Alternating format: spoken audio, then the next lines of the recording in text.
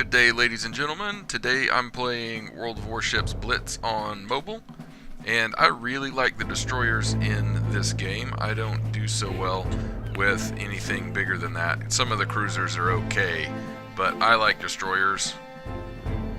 So let's see where we're at. We're over on the left flank. I really like being on the flank in the destroyers, and the destroyers obviously are more mobile, and those torpedoes do an excellent job of chewing away at the enemy health. So really what I like to do is I like to flank, and this is probably nothing groundbreaking, probably nothing that people don't already know, but I've had a lot of success, and it seems like a lot of the time I am very near the top of the leaderboard when I get done with the match. Now I'm doing random battles, I think it is. Whichever one it is that you don't. Oh, good grief! People need to watch where they're going. Of course, some of those are bots, I believe. So anyway, it's the one where you're playing bots, so it's a little bit easier. I do that usually because it's faster, and honestly, I like to exploit the predictability of the bots a little bit. So first thing is I try my best not to get engaged in a lot of ships going every which way. Another thing that I tend to do is avoid ships that are right next to each other, because they sort of like slide sideways across the water, and you can't predict where they're going to go. You have to be able to predict where they're going to go, and there we got 5 torpedo hits on that other ship that we're not even looking at now. So I do a little dine and dash action. I fire my torpedoes where I think the ship is going to be, and that is not always where the white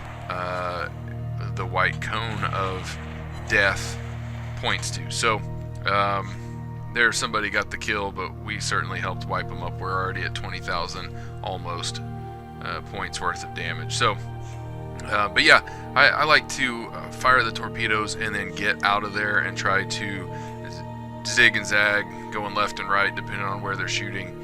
And you can't avoid all the hits. You're going to take a lot of hits, but you can avoid some of them, especially at long range. So I also like to use these islands and try to stay behind them as much as possible, and then close distance with the enemy as fast as possible. Now this New Mexico is a pretty salty ship, so I don't want to get hit too much by it, but I'm sort of committed now.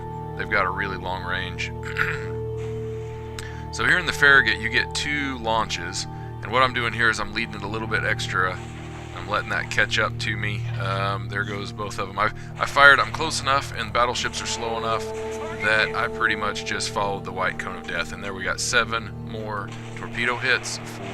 We're already at 40,000 points worth of damage. So the New Mexico's a beast. It takes a lot to take it down at this level, but we're gonna keep chewing away at it. I'm not too worried at the moment. We'll just fire as much as we can and try to keep an eye on our mini-map. We don't want to run into anything or get too close to any enemy cruisers. Now, cruisers are fast enough a lot of times that they'll give me some problems, and I really try to stay away from destroyers, because you can hit destroyers obviously with torpedoes, but to do so you've got to put yourself in danger of getting hit with torpedoes. So now another thing is the enemy airplanes will attack you, and when you're zoomed in like this, don't stay going straight for any period of time. In fact, that's good advice no matter what. Never go straight in a ship of any kind. So in a destroyer, you're very mobile. So we just pretty much single-handedly took down the New Mexico. But in a destroyer, you're pretty mobile, so use that mobility, and you'll take less fire, and the planes can't hit you. The torpedo planes, no problem. I've never been hit by a torpedo from a torpedo plane in a destroyer in this game. I have been hit by bombs because they're a little bit stupid, and they'll hit you even if they don't hit you sometimes. So anyway, we're at 60,000 points worth of damage. That's not even my best. And again, this is in the easier matches. This is not in one of the matches where you're up against other players. I tend to do fairly well with those as well, but I don't score as highly, and I don't hit the top position as often. but I'm usually in the top 3, I'd say, even in those. And in these random matches that I'm doing here against the bots, where you'll sometimes be on the side of other players, but you're usually up against bots, I'm almost always in the top position. I'm not saying that to brag.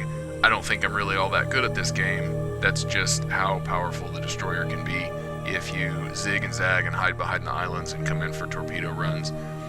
The closer you are, the easier you're going to have hitting torpedoes, the easier it will be to predict where they are, and you've kind of got to get yourself in a broadside run with an enemy ship to have a good chance of hitting them with torpedoes. Don't fire your torpedoes if they are a fast ship that's heavily maneuvering.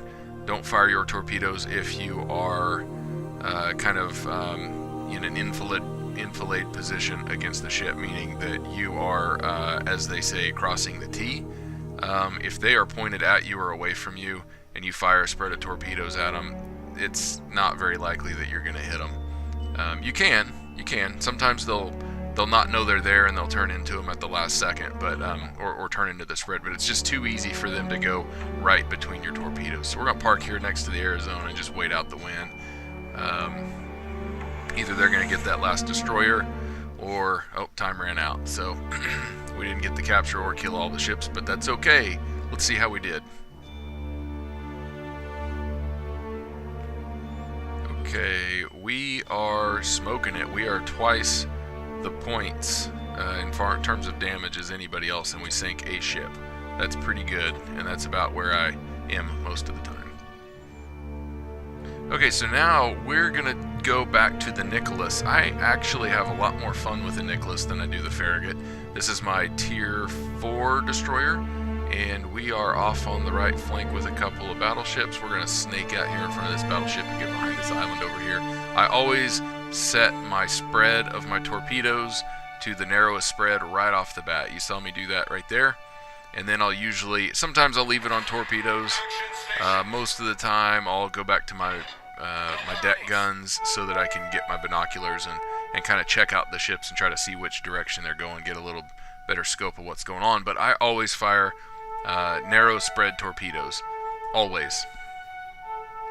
And with the way this game is, correct me if I'm wrong, but I don't think there's a reason to fire a wide spread. If you're firing a wide spread in hopes of hitting something, you're really just making it easier for them to dodge your torpedoes. Now, the caveat to that would be, I guess, well, I don't know. There may be some cases where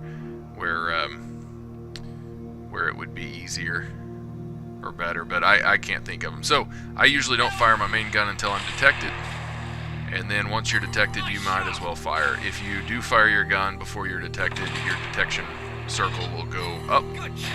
So I'm a little bit far away to fire these torpedoes, so I'm going to try to close the gap here, which means I need to switch back and start hammering him with my main guns. I'm a little worried that I don't remember if the Kuma has torpedoes, but he might have fired them, which means don't go straight, because okay, we're gonna stop going after him because I'm not gonna chase him. It'll take me too long and I'll take too much fire while I'm chasing him. So I'm gonna come over here against the Wyoming. Once again, pretty powerful ship. This is not the best shot in the world, but I'm gonna fire some. He's turning, so I'm not gonna fire right on the white cone. I'm gonna try to predict where he's going and fire those. And here you see one of the reasons why I really like the Nicholas, because I get 2 salvos to each side. Not the best torpedo run in the world. I'm gonna swing around here so that I can get my other 2 off. And again, I'm gonna try to kind of lead the cone a little bit because I think he's still maneuvering. We're gonna do a lot of damage with these. Those he can't dodge them, not all of them. So there we go with a couple. It didn't register one of them. And the second salvo was a waste. The Nicholas reloads faster, way faster than the Farragut, and like I said, you get a smaller, it's a smaller cone. And here the Kuma comes back. Yep, we'll re-engage you. That's okay. Thanks for not shooting at us while we took out your buddy there. But and these will reload. See, the Farragut wouldn't be reloaded yet, and this is a perfect situation as long as he doesn't have torpedoes where he can just run right into my 6 fish and he can die. There they are. It doesn't even register them all because I killed him with 4 instead of 6. That was a perfect run. That's always what I'm looking for against battleships and cruisers. Keep in mind, some cruisers do have torpedoes, and you really don't want to get into a flyby with another destroyer like that. You can do it. I've had it happen before where I didn't die because either they had fired their torpedoes and didn't have any left to shoot at me at the moment, or the cooldown hadn't expired, or it could have also been that they just didn't fire for some reason, or they miscalculated, because that happens. So the bots sometimes don't do the best job of